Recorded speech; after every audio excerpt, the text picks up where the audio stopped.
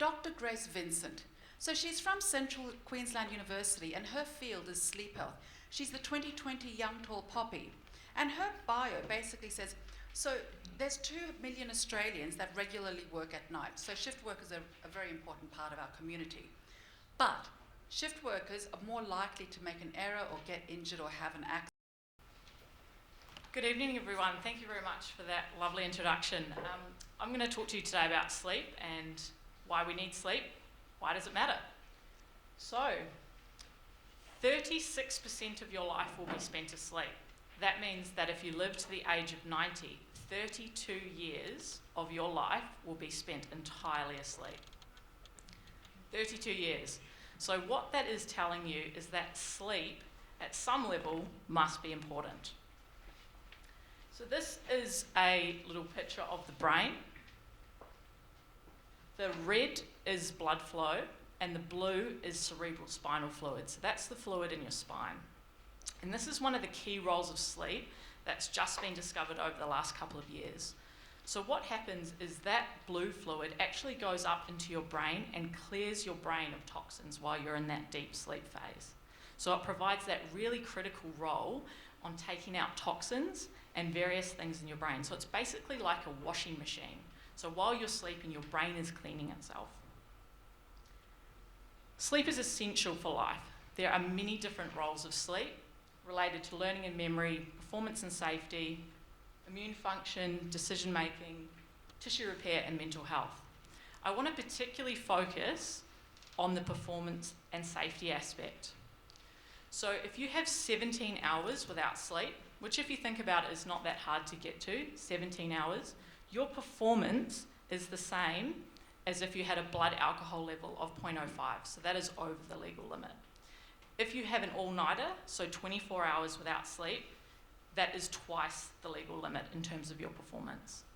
So I'm sure many of you in the room, or most of you hopefully, would never think about going and driving after having a significant amount of alcohol, but those impairments are essentially the same with not having a lot of sleep. So why is that? This is another picture of the brain. The blue areas are areas of the brain that start to shut down when you don't have a lot of sleep. Okay, so basically your brain, parts of your brain are asleep while you're actually awake. And those areas of the brain that are associated with shutting down are important for problem solving, situational awareness, and really performing those key cognitive tasks. And so that's why when you're sleepy, you might forget things or you might make small errors. Sleep plays another really critical role in our immune function. So this was a crazy experiment that they did overseas where they got a whole lot of people into a hotel and they released the common cold virus. I don't think that this study would be allowed to be at the moment. But they released this cold and flu virus and then they gave people different amounts of sleep. And then they looked at how many of them actually contracted the common cold.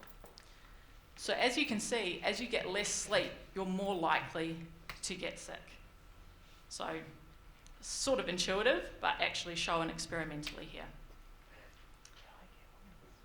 Finally, just wanted to tell you a little story about this poor baggage handler. So this baggage handler who worked for Alaskan Airlines, he'd worked multiple night shifts, was extremely tired, was packing bags into the cargo hold and thought, hey, I'm a bit sleepy, I might just have a nap. Plane took off and 20,000 feet into the air, the flight attendants heard some banging in the cockpit and he was underneath the plane. So they had to perform an emergency landing and get him out of the plane. So obviously not a great situation and not one that you really want to be telling your employer about. So how much sleep do I need? So these are the recommended hours of sleep. So when you're younger, you obviously need more sleep, and then as you get older, a little bit less. So generally, adults need 7 to 9 hours. I just want to touch on the teenagers. So teenagers need 8 to 10 hours of sleep. They really need that sleep. So for parents to tell teenagers that they're lazy for sleeping in, we really need teenagers to get that sleep. And it's quite difficult for teenagers to go to bed early because during that period of their life, their body clock is a little bit more delayed, so it means they go to bed later and they need to sleep in longer.